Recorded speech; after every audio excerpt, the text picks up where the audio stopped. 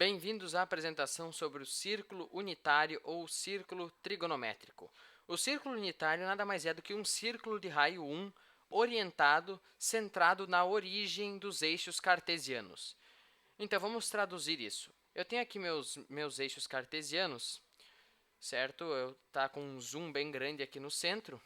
E o círculo unitário que eu já fiz antes, nada mais é do que um círculo, como eu falei, cujo centro está bem aqui na origem do plano cartesiano, então está bem aqui no meio. É um círculo de raio 1 e ele é orientado, ou seja, ele tem uma orientação positiva, que é a orientação anti-horária, e a orientação negativa, que é a orientação horária. Então, se eu falar assim, onde é que está o ângulo de menos 70 graus?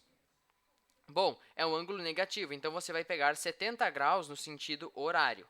Então, seria mais ou menos aqui, 70 graus, menos 70 graus. Agora, se eu falasse o 120 graus, é um ângulo positivo, então você vai percorrer 120 graus no sentido anti-horário. É isso que quer dizer que é orientado, que tem um sentido positivo e um sentido negativo. Ops, era para acontecer isso. Agora, qual é a utilidade de eu ter um círculo de raio 1? Um círculo unitário de raio 1, enfim, qual é a utilidade disso? Vamos supor que eu queira calcular as coordenadas de um ponto P, qualquer ponto P, que está em cima desse círculo unitário. Então, aqui eu tenho um ponto P que está bem certinho em cima do círculo unitário. Ele tem as coordenadas A e B. Então, aqui assim o A e aqui assim o B. Ok? Esse ponto P, ele define um ângulo, ele define um arco aqui na circunferência no sentido anti-horário, certo? A gente geralmente vai considerar o sentido anti-horário. Ele define um arco de medida alfa, ou seja, ele define um ângulo alfa, ok? E vamos supor que eu queira calcular quais são as coordenadas desse ponto P, quanto vale o A e quanto vale o B. Para fazer isso, a gente vai usar os nossos conhecimentos trigonométricos básicos, certo? Eu tenho aqui um triângulo retângulo, se você olhar bem, isso forma um triângulo retângulo. Os catetos aqui em azul. E a hipotenusa é o raio da circunferência, que vale 1 aqui, certo? Então, a hipotenusa seria esse lado aqui. E aí, baseando nos conhecimentos trigonométricos, nós vamos calcular quanto vale o A, quanto vale o B. Lembrando que essa medida aqui é B, certo? B. E essa medida aqui é A. Então, o A ele é o cateto adjacente ao ângulo alfa, e eu sei a medida da hipotenusa. O que relaciona o cateto adjacente com a hipotenusa? É o seno de alfa, certo? Aliás, desculpe, o cosseno de alfa. O cosseno de alfa é o adjacente dividido pela hipotenusa. Então, é A dividido por 1, certo? A hipotenusa tem medida 1. Então, o cosseno de alfa é igual a A, ou A é igual ao cosseno de alfa. Então, essa coordenada aqui, a coordenada x, vale cosseno de alfa. Agora, vamos calcular o valor de B. Bom, o B é o cateto oposto ao ângulo alfa. Então, eu vou usar o seno.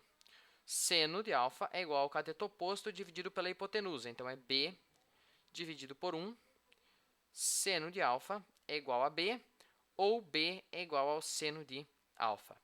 Então, a coordenada B, que seria o y, certo? A coordenada y, vale seno de alfa.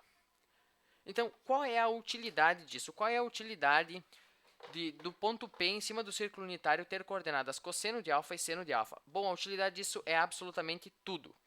Num triângulo retângulo, que é o que nós estamos acostumados a trabalhar, eu estou limitado a ângulos agudos. Por exemplo, eu não posso calcular qual é o seno de 95 graus, porque nem entra um ângulo de 95 graus num triângulo retângulo, então eu não tenho como calcular o seno de 95 graus aqui. Mas usando o círculo unitário e um ponto P em cima dele, eu tenho como calcular. E eu vou dar um exemplo disso aqui embaixo. Eu tenho aqui um outro círculo unitário, e vamos supor que eu queira saber quanto vale o seno e o cosseno de 180 graus. O cosseno de 180 graus e o seno de 180 graus. Eu vou usar o que eu vi aqui em cima, certo? Que um ponto P em cima do círculo unitário tem coordenada x valendo cosseno de alfa e coordenada y, no caso aqui seria A e B, né? Valendo seno de alfa.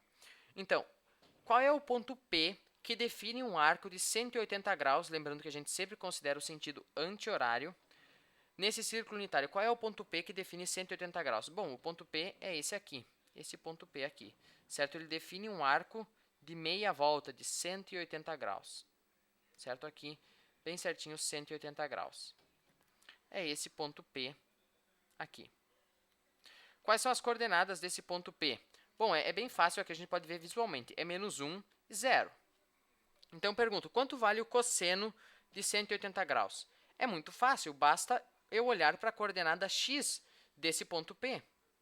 Certo? Porque nós vimos aqui que a coordenada x de um ponto em cima do círculo unitário é igual ao cosseno do ângulo que ele define. Então, aqui, o cosseno de 180 graus é igual a menos 1. Certo? Porque 180 graus equivale a esse ponto P e a coordenada x desse ponto P é menos 1. Agora, o seno de 180 graus, quanto é? Bom, basta eu olhar para a coordenada y, certo? A coordenada y aqui é 0, então o seno de 180 graus é igual a 0. Vamos calcular o seno e o cosseno de outro ângulo, digamos 270 graus. Qual é o cosseno de 270 graus e qual é o seno de 270 graus? Ok?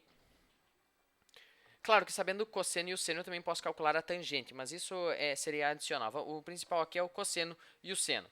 Então, a primeira coisa que eu faço é ver qual é o ponto P, ou o ponto P eu já tenho, qual é o ponto A que define um ângulo de 270 graus no círculo unitário. Lembrando que o círculo unitário tem raio igual a 1. Então, seria esse ponto P aqui embaixo, certo? Esse ponto, vamos chamar de ponto A, que ponto P eu já tenho. Então, ele determina um ângulo bem certo aqui de 270 graus. 270 graus. Ou 3π dividido por 2 radianos. Então, as coordenadas desse ponto A aqui é bem visível, é 0 e menos 1. Então, pergunto, quanto vale o cosseno de 270 graus? Bom, é só olhar para a coordenada x do ponto que define o ângulo de 270 graus. É 0. Então, o cosseno de 270 graus é 0. Qual é o seno de 270 graus? Bom, é só eu olhar para a coordenada y do ponto que define 270 graus. É menos 1. Então, o seno de 270 graus é menos 1. Eu posso calcular a tangente, sabendo o cosseno e o seno, enfim.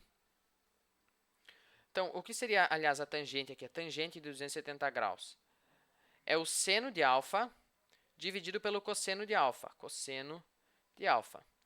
Seno de alfa é menos 1, cosseno de alfa é 0.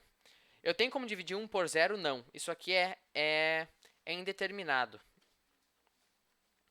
Então, aqui não existe tangente de 270 graus, porque o denominador é igual a 0.